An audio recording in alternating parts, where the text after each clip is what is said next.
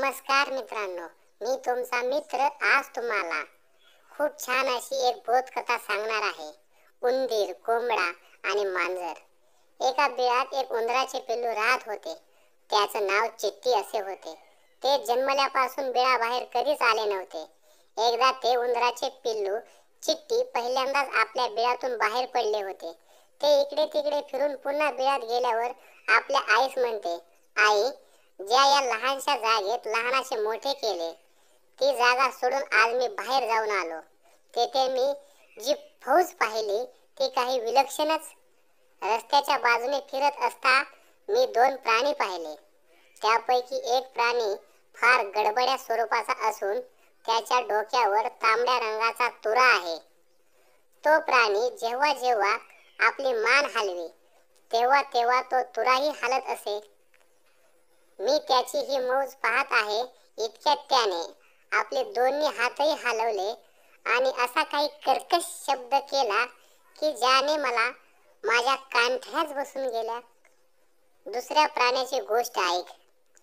तो प्राणी फार सभ्य आणि शांत असून त्याच्या अंगावर रेशमासारखी मऊ लोकर होती. तो चांगला देखणा असून त्याचे एकंदर वर्तन असे होते की मला त्याच्याशी आपली मैत्री व्हावी असे वाटल्याशिवाय राहिले नाही. हे चिट्टीचे भाषण ऐकून त्याची उंदरीण आई त्यास म्हणाली, वेड्या पोरा चिट्टी, तुला काडीचीही अक्कल नाही. नुसत्या दिखाऊपणावर जाशील तर फसशील, हे लक्षात ठेव. तू जो प्राणी पाहिला आहेस तो लबाड व क्रूर मांजर आहे. उंदराच्या मांसाशिवाय दुसरा कोणताही पदार्थ त्याला फारसा आवडत नाही, हे लक्षात ठेव.